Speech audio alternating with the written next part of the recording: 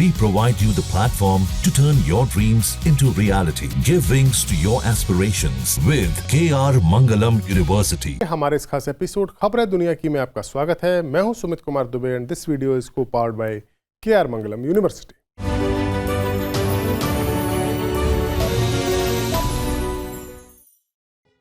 Middle East में Israel Iran के बीच लगातार चौथे दिन भी युद्ध जारी है। शुक्रवार की सुबह जब इजराइल ने अचानक ईरान पर जोरदार हवाई हमले करके उसको तगड़ा नुकसान पहुंचाया था, उसके बाद से ईरान अब संभल चुका है और तमाम तरह के एयर डिफेंस होने के बावजूद ईरान की मिसाइलें तेल अवीव समेत इजराइल के कई बड़े इलाकों में चोट कर रही हैं। इजराइल ने जंग शुरू तो कर दी, लेकिन वो इस बात को जानता है कि ईरान को पूरी तरह से हरा पाना या फिर ईरान की सत्ता में बदलाव ला पाना उसके बूते से बाहर की बात है। लिहाजा अब नेतन्याहू इस कोशिश में लगे हैं कि किसी भी तरह से अमेरिका को इस जंग में घसीट लिया जाए। एक तरह से इजराइल को हथियार देकर, गोपनीय सूचनाएं देकर और इजराइल की ओर जो ईरान की मिसाइलें आगे बढ़ रही हैं उनको इंटरसेप्ट करने की कोशिशें करके अमेरिका इस जंग में शामिल तो है, लेकिन अभी भी उसकी फौज या उसका कोई सीधा इन्वॉल्वमेंट सामने नहीं आया है।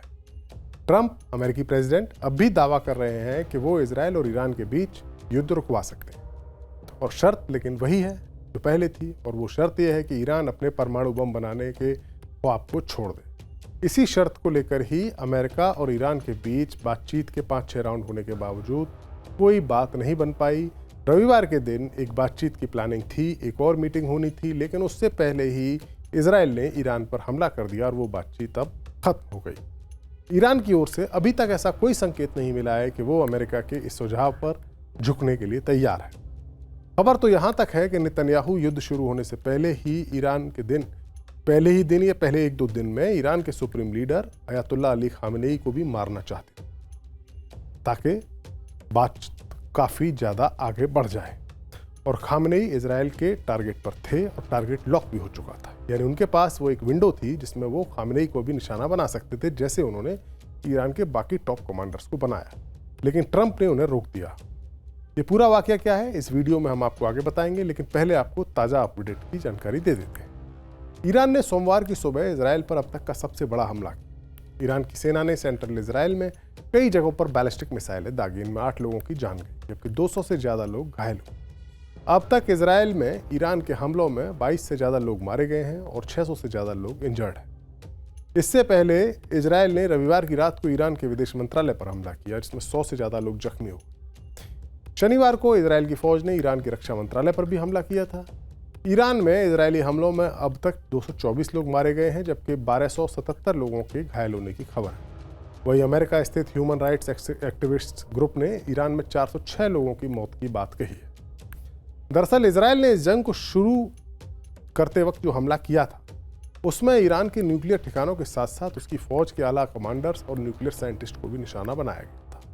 इजराइल का प्लान ये था कि ईरान की फौज को उसकी जो कमांड चेन है उसको नष्ट किया जाए, और इस हमले के बाद इसमें उसको कामयाबी भी मिली एक हद तक। और हमले के बाद इजराइल को तुरंत जवाब देने की स्थिति में ईरान की जो मिसाइलें लोड होकर लॉन्चर्स में तैनात थीं, लेकिन ऐसी अफरा तफरी फैली क्योंकि टॉप के कई कमांडर्स मारे गए थे कि कोई ऑर्डर देने वाला ही नहीं था।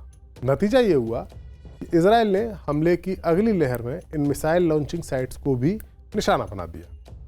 नतीजतन ईरान खुद पर हुए इस अचानक हमले का तुरंत जवाब नहीं दे सका और इजराइल को बढ़त मिल गई। लेकिन इसके बाद ईरान संभला, सुप्रीम लीडर ने नए कमांडर्स की नियुक्तियां की और ईरान ने जवाबी मिसाइल हमले शुरू किए। ईरान के हमलों में न सिर्फ तेल अवीव बल्कि उसका यानी इजराइल का सबसे अहम बंदरगाह शहर हाइफा भी निशाना बना है।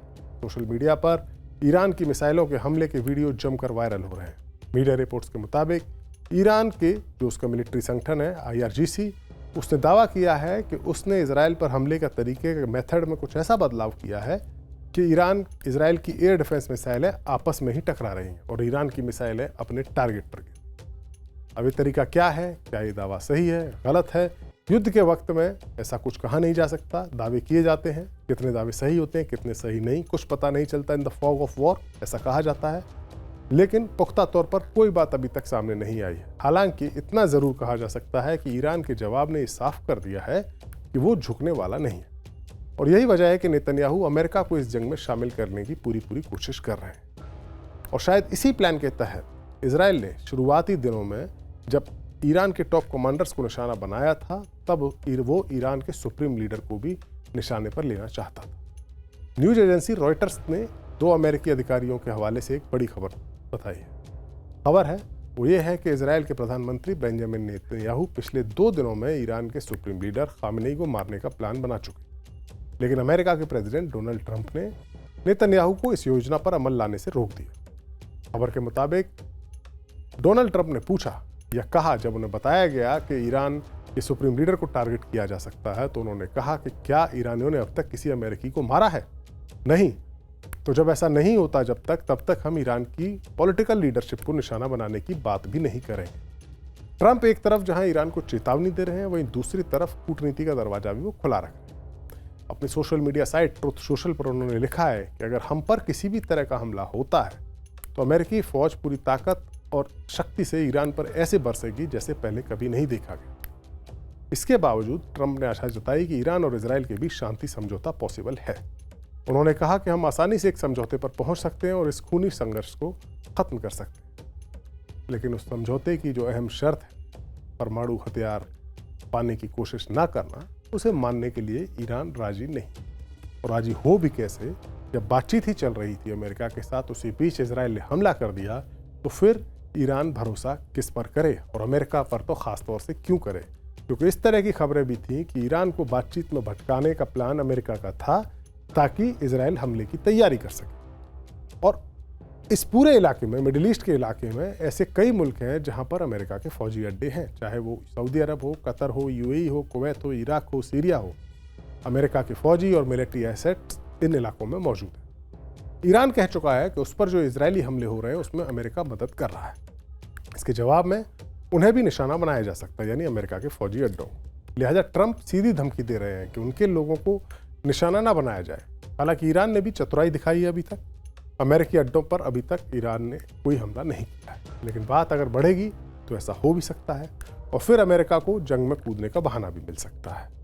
दरअसल अमेरिका इजराइल का असली मकसद ईरान में सत्ता का बदलाव लाना है। ईरान के न्यूक्लियर ख्वाब को तोड़ना है तो है ही, साथ ही जो सत्ता, जो इस्लामिक शासन ईरान में है, जो 1979 में इस्लामिक क्रांति के बाद वहाँ स्थापित हुआ है, उसको ख़त्म करना असली मकसद है इजराइल और अमेरिका का। और इसके लिए महज हवाई हमलों से काम तो चलेगा नहीं, ग्राउंड पर भी फौज उतारनी। ऐसी सूरत में इजराइल ईरान के आगे बेहद कमज़ोर है। स्टैंड ऑफ वेपन्स, टेक्निक, ताज़ा हथियार, नए हथियार, घातक हथियार, इन चीज़ों में भले ही इजराइल ईरान से आगे हो, लेकिन जब ग्राउंड पर फौज उतारने की बात आएगी तो वहाँ इजराइल ईरान के आगे बेहद कमज़ोर है। लिहाजा वो ये चाहता है कि अमेरिका अपने फौजी इस जंग में भेजे, लेकिन ट्रंप के लिए ये फैसला आसान नहीं होगा, क्योंकि दुनिया भर में जंग रुकवाने के नारे के साथ ही वो प्रेसिडेंट बने हैं और खुद एक जंग में अमेरिकी फौजियों को धकेलने का फैसला वे काफ़ी सोच समझ कर ही लेंगे।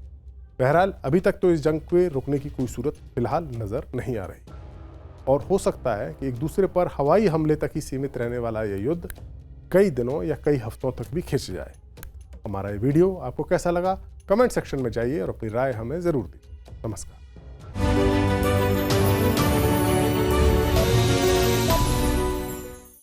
जहाँ भक्ति है हर शब्द में, कथाओं में छुपे हैं दिव्य रहस्य और ज्योतिष देता है जीवन को दिशा। धर्म से जुड़ी हर बातों को जानने के लिए हमारे चैनल स्तुति को सब्सक्राइब करें। चैनल पर जाने के लिए इस लिंक पर क्लिक करें।